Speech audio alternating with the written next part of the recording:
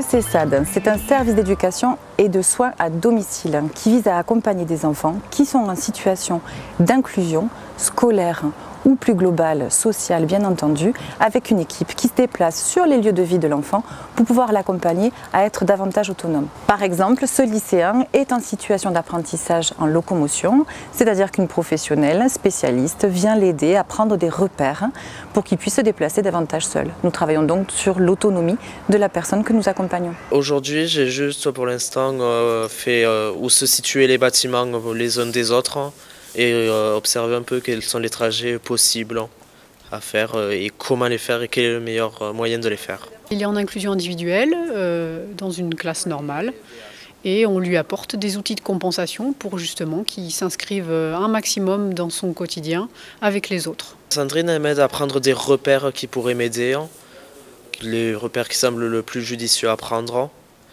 et à les travailler et à les refaire. Mon intervention s'inscrit dans le dispositif CESAD, donc je suis amenée à rencontrer les jeunes sur leur lieu de vie.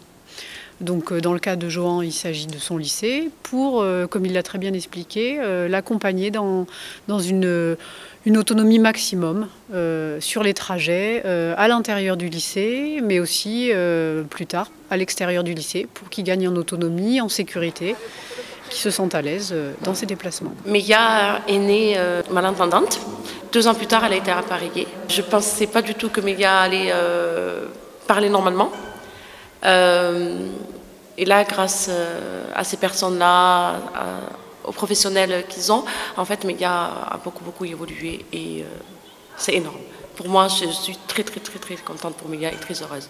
Je ne m'attendais pas du tout. Méga, je la vois une fois par semaine, donc dans le cadre du suivi du CESAD. Et donc cette année, il y a l'orthophoniste et moi-même qui suivons Méga, et l'éducateur qui va aussi à la maison. C'était une petite fille qui ne parlait pas, à 2 ans, et donc qui a été scolarisée, qui suit une scolarité ordinaire, qui est très bien intégrée. Et moi, mon travail se fait beaucoup en parallèle, majoritairement en parallèle avec le travail de la maîtresse de l'école, c'est-à-dire que là, nous avons accompagné Méga sur l'entrée dans la lecture, le langage écrit. Elle est bien socialisée, elle a des bonnes compétences, mais nous restons très vigilants par rapport à ce qu'elle peut comprendre et à ce qu'elle puisse s'exprimer vis-à-vis des autres et vis-à-vis de la maîtresse. Donc voilà, c'est un travail en fait global entre l'enseignant, la famille et le CESAD, et cette circulation de la parole aussi entre les adultes permet à l'enfant de progresser, et elle est en confiance parce qu'elle sait qu'il y a